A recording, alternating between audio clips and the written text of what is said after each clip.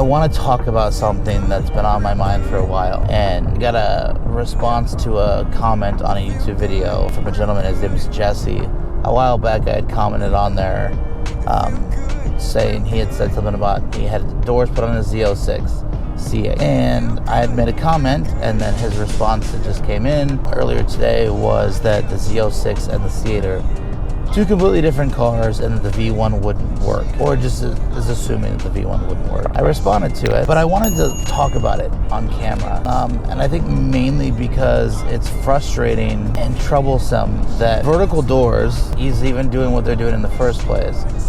A lot of the negativity and a lot of the lies and rumors have been from vertical doors about Eikon, and for them to do what they did is mind-boggling. You want to call us and say that we're scamming, we're liars, we're manipulators, like whatever it is that you guys are saying, you want to say that about us, but yet you took a C8 kit, put the words Z06 in front of it or after it, and charged $1,000 more.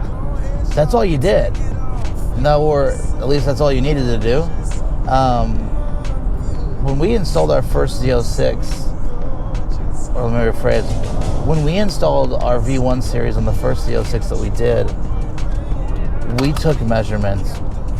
I wasn't really concerned with it not working because I knew that GM was not going to spend millions and millions and millions of dollars for a whole new, completely different frame for a Z06. They changed some body panels up, yeah, for sure. But the frame itself is the same. We measured and it's the same.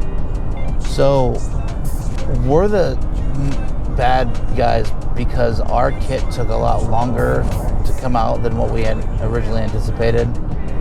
But you guys are virtualistically, morally beautiful and perfect and can do no wrong because you're screwing people and scamming people out of an additional $1,000. Why?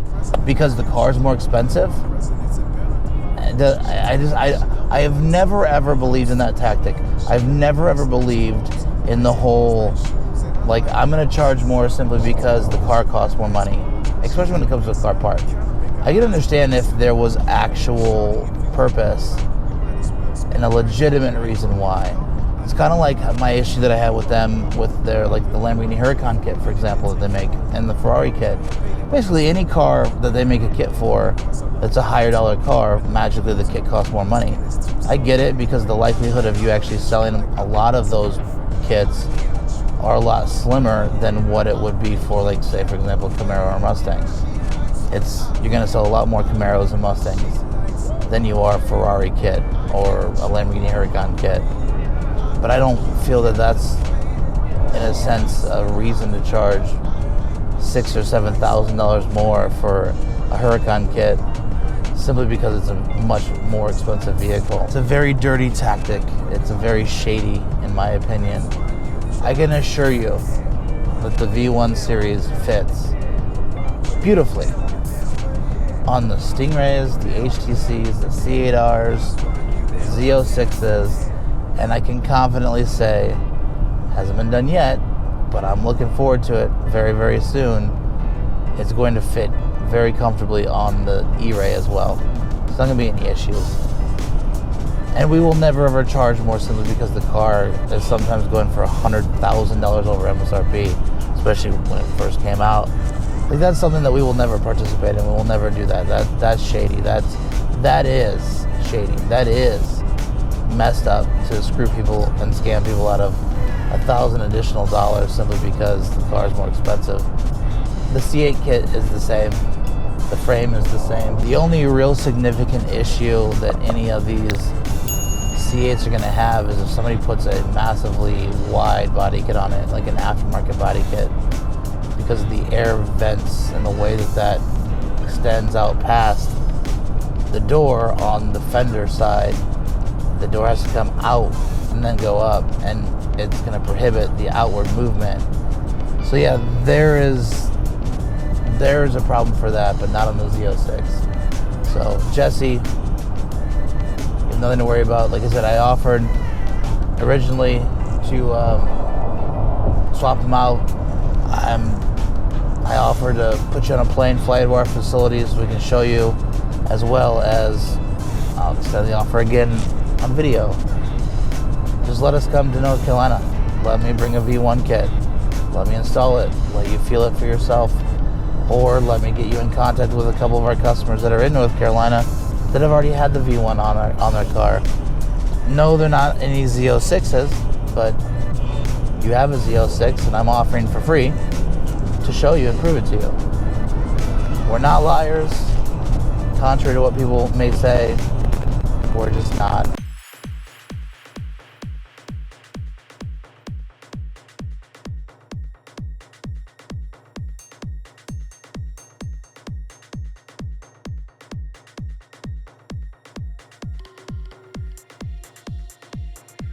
And just like that, we are here. So let's take a look at what we got. So I am here in LA right now with this beautiful Rapid Blue BYU Cougar C8. So the issue with this, as I was saying before, is that there was frame damage to the driver's side of this car. So our installer did the install about a week and a half, 2 weeks ago. Noticed some washers behind the factory hinges, and obviously that's a problem. Now, the other thing that's happening is obviously the driver's side door, as you can see here, is not lined up correctly in any way, shape, or form. So the kit, it looks like it's extended out, but in all reality, it's sunk in, and that's what those spacers, the spacers that I made yesterday, we're going to get this solved and fixed. So let's go ahead and dive into this and see what we can do. I am here with Mr. Carlos, the owner of this Rapid Blue C8. Jaden was here, what, about 2 weeks, 3 weeks ago? 2 or 3 weeks, yeah. 2 or 3 weeks ago. And what was the issue for the people so they know kind of what was going on? When my car was brand new, the door was open and a car came by and took the door, hyperextended, snapped the hinges on the driver's side. I mean, I had probably 1,400 miles on the car at the time. And had to take it to a shop. I didn't think it'd be any issues because they returned it, a couple months later. It took a couple months for them to get parts and stuff, but. What did they switch? What new parts did they? Everything, the doors, the fenders, wow. The hinges. I'm sure they saved like the inside upholstery and stuff like that, but. Yeah.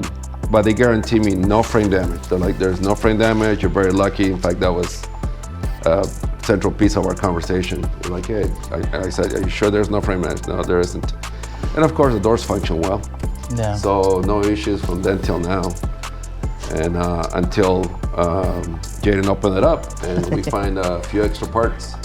Yeah, and missing some parts from what I was told. Missing a few screws and things like that. Not a big deal, but obviously they didn't. And by no means we're not throwing the shop under the bus. We're just having a conversation, obviously, about it. And when you take your car somewhere to get it worked on and you trust the shop and you think that they are going to do, obviously not only a good job, but the right thing and let you know the truth about what's going on. And from my understanding, I remember when I got the phone call, he was like, I've never came across this before. There's washers behind the factory hinges. Right. And I was like, ooh, that's not a good thing. Like, if there's no frame damage, there should be no washers. Yeah, and I mean, proof of that is that he opened the other side, obviously, there's no washers there. Yeah. So there was something that they did and they figure I would never see it because I would never open that. Yeah, take it apart again. Take it apart, so they just figured they'd get away with it, but anyhow. That was the issue, so he couldn't get it to line up right.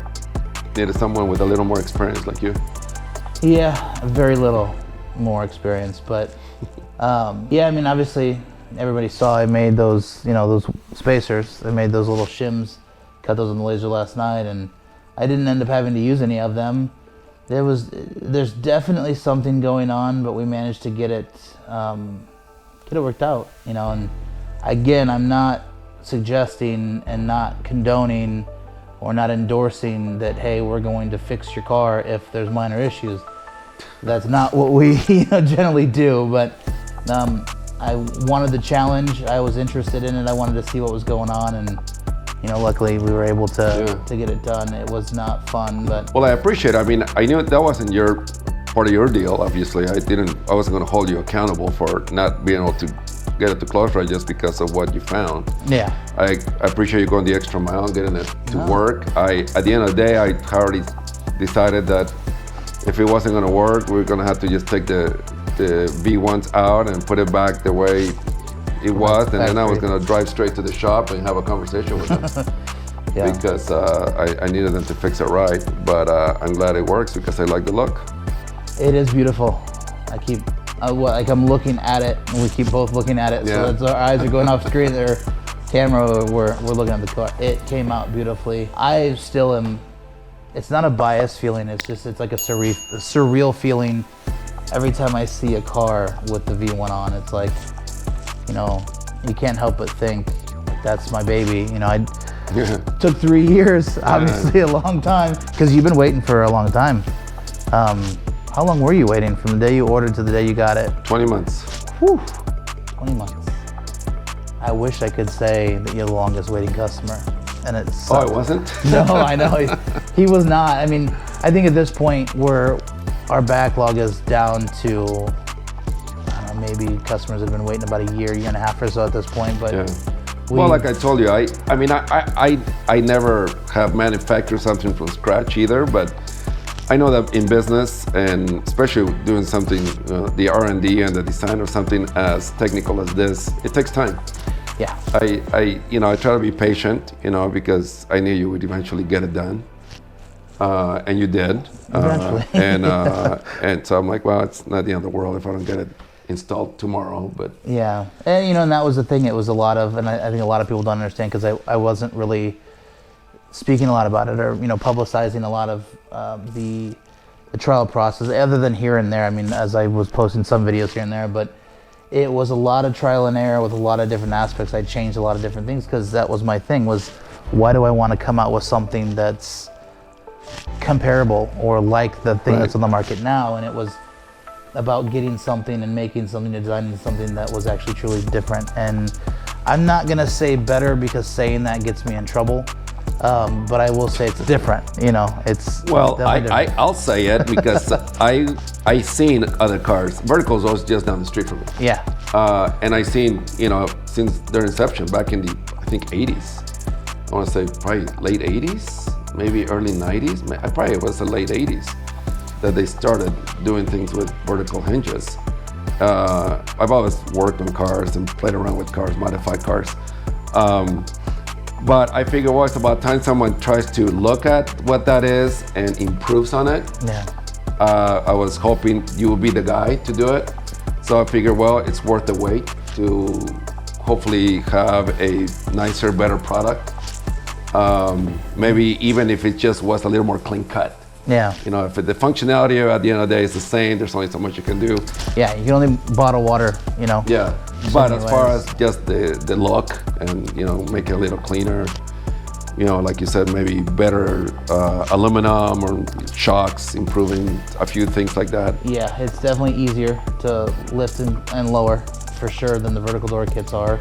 Obviously, you don't have and don't see the hideous bolts, the contrasting silver bolts to a rattle can paint job, and obviously, or if it comes from China, it's powder coated. That's their kits, but it's just cleaner. When the door's up in the air, we paid attention to the aesthetics of it. That was my main focus. But the doors go over 1.5 feet higher than the vertical door kit. There's a lot of different caveats and a lot of different nuances that are different between our kit, the V1 series, and the vertical door kits on the market.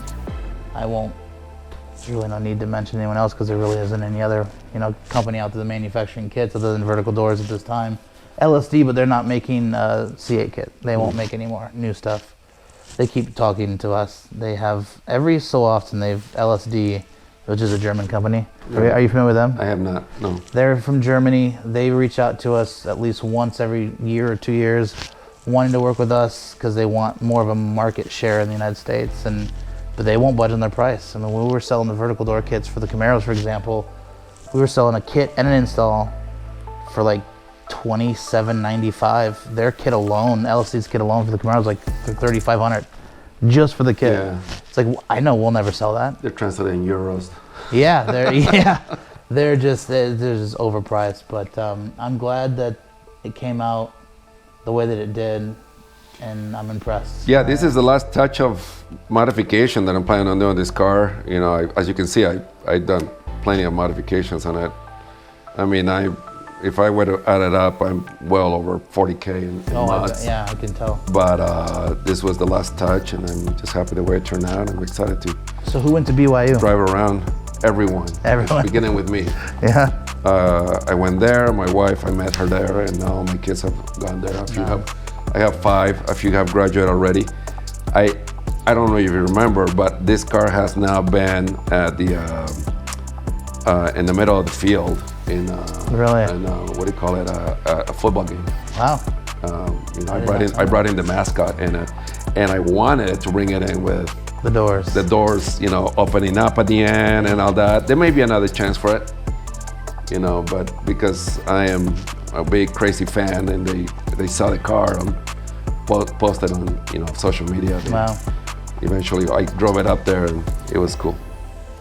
Well, it was a pleasure and an honor to come up and get it taken care of for you, and I'm glad that you like it, and I'm glad that it's more now, less what you wanted, what you visualized it was supposed to be before the accident. Yeah, no, thank you for coming through. No, not a Appreciate problem. you working on it. Not a problem. It was my You pleasure. kept your word, so that's the biggest part of it. Thank you, Tim. Yeah, no, thank you. Wonderful. Well, there you go, guys. That is my event here. I want to thank Carlos again for spending some time just talking about the car and a little of the background story on it. And to you guys, it's been forever since I've actually made a video. So I want to say thank you. And if you guys are still waiting for your kit to be installed, we are coming. And we look forward to getting it done. And we look forward to the V1 being on their car and your car. So until next time, guys, please like and subscribe, share. And if you have any questions, you can reach us on our website or give us a call, 800-339-6544. Or our website is www.Eikon Motorsports, EIKON Motorsports.com. And that's it. So take care. That's good. Awesome. Thank you so All much. right.